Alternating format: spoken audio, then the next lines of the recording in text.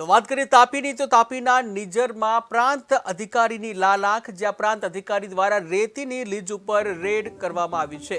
ગેરકાયદેસર રેતી ખનન ઝડપી પાડવામાં આવ્યું છે. ત્યારે તંત્રએ 1 કરોડથી વધુનો મુદ્દામાલ કબજે કર્યો છે. 5 નાવડી, 1 પોકલેન અને 3 આઈવા ટ્રક જપ્ત કર્યા છે. ત્યારે માલિકોએ આત્મહત્યા કરવાની ચીમકી ઉચ્ચારી છે. પોલીસનો કાફલો ઘટના સ્થળે પહોંચ્યો છે. તો તાપીમાં ગેરકાયદેસર ખનન કરતા જે માફિયાઓ છે, ભૂમાફિયાઓ છે, તેઓ ઉપર પ્રાંત અધિકારીએ લાલાખ કરી છે. તાપી નિઝરમાં પ્રાંત અધિકારી એક્શન મોડમાં આવ્યા છે. પ્રાંત અધિકારી દ્વારા રેતીની લીજ પર રેડ પાડવામાં આવી હતી. ગેરકાયદેસર રેતી ખનન ઝડપી પાડવામાં આવ્યું. ત્યારે તંત્રએ 1 કરોડથી વધુનો મુદ્દામાલ કબજે કર્યો છે, જેમાં 5 નાવડી કબજે કરવામાં આવી છે, 1 પોકલેનને પણ કબજે કરવામાં આવી છે. આ સાથે જ 3 આઈવા ટ્રક જપ્ત કરવામાં આવ્યા છે. ત્યારે માલિકોએ આત્મહત્યા કરવાની ધમકી આપી છે. આ સાથે જ પોલીસનો કાફલો પણ ઘટના સ્થળે પહોંચ્યો છે. ત્યારે આ સાથે જ તાપીથી સંવાદદાતા હિતેશ નાઈક જોડાઈ ગયા છે. જી હિતેશ, વાત કરવામાં આવે તાપી નિઝરમાં પ્રાંત અધિકારી એક્શન મોડમાં આવ્યા છે, શું છે વધુ વિગત?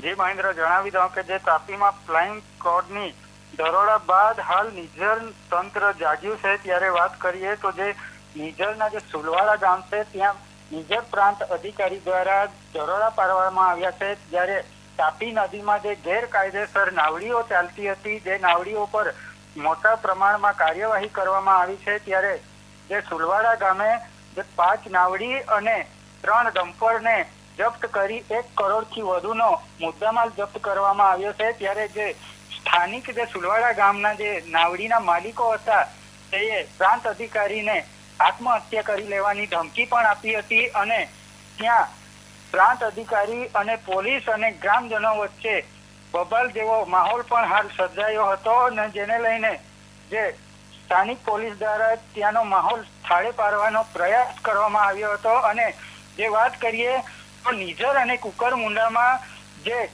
મોટા મોટા માથાઓ છે, જે રાજકારણી માથાઓ છે, તેના ઉપર જે ગેરકાયદેસર નાવડીઓ ચલાવે છે, તેના ઉપર કાર્યવાહી કરવામાં નથી આવતી. અને આવા નાના નાના જે સ્થાનિક લોકો છે, તે પોતાના રોજગાર માટે જે નાવડીઓ ચલાવે છે, તેના ઉપર વારંવાર દરોડા પાડવામાં આવે છે, જેને લઈને જે ગ્રામજનોએ વિરોધ પણ નોંધાવ્યો હતો. જી મહેન્દ્ર. જી હિતેશ, વાત કરવામાં આવે આત્મહત્યા કરવાની ધમકી આપી છે, ત્યારે આને લઈને પ્રશાસન દ્વારા કોઈ પ્રતિક્રિયા સામે આવી છે? જી મહેન્દ્ર, જણાવી દઉં કે જે સ્થાનિક જે સુલવાડા ગામના જે નાવડીના માલિકો હતા, તેઓ નાવડી ઉપર ઉભા રહીને મારી નાવડીને હાથ લગાવશો તો હું ફાંસી લઈને મરી જવા, અને બીજો એક માલિક હતો, એ કહેતો હતો કે તમે મારી નાવડી પર હાથ લગાવશો તો હું શહીદ ગળું કાપી લેવા, તેવી ધમકી પણ આપી હતી. અને જે એ લોકોની માંગ હતી કે જો કલેક્ટર અહીં આવીને અમારું જે નિરાકરણ છે અહીં સ્થળ પર કરે, નહીં તો અમે જન આંદોલન અને ભૂખ હડતાલ પણ કરીશું, તેવી પણ ચીમકી આપવામાં આવી છે. જેને લઈને જે તંત્ર છે તે કાર્યવાહી હાથ ધરી છે, અને જે તમામ જે મુદ્દામાલ હતો તે કબજે લેવામાં આવ્યો છે. જી હિતેશ, સમગ્ર માહિતી બદલ આભાર. તો ગેરકાયદેસર રેતી ખનન ઝડપી પાડવામાં આવ્યું છે. તાપી નિઝરમાં પ્રાંત અધિકારી એક્શન મોડમાં આવ્યા છે અને ગેરકાયદેસર ચાલતું રેતી ખનન પકડી પાડવામાં આવ્યું છે. આશરે 1 કરોડથી વધુનો મુદ્દામાલ કબજે કરવામાં આવ્યું છે. ત્યારે 5 નાવડી, 1 પોકલેન અને 3 આઈવા ટ્રક જપ્ત કરવામાં આવ્યા છે. ઉલ્લેખનીય છે કે માલિકો દ્વારા આત્મહત્યા કરવાની હવે ધમકી આપવામાં આવી છે. ત્યારે પોલીસનો કાફલો ઘટના સ્થળે પહોંચ્યો છે. 2 નંબરમાં જે લીજો ચાલે છે એ નથી બંધ થનારી, તો પછી કાલ ઉઠીને ને પછી પેટ્રોલ નાખીને સિલકી જવા નથી, એક તો પુલ પર કૂદીને મરી જવા. આ શાસનની જવાબદારી રહેશે. આ બધું પાણી ખરાબ થતું છે. બોરમાં પાણી અમારા ગામમાં બધું પાણી ખરાબ થતું છે. બોરમાં એક જ બોર ચાલુ છે, અને શાસનને એવું લાગશે તો પછી સર્વે કરાવી લેજો અને આવજો.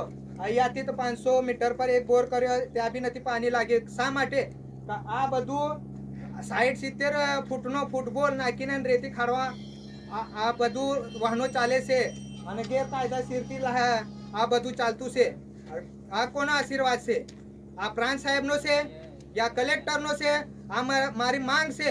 આ બધું બંધ નથી થનારો હું પેટ્રોલ યા ન તો પુલ પર કૂદીને મરી જવાનું છું. 2 નંબરમાં જે લીજો ચાલે છે એ નથી બંધ થનાર.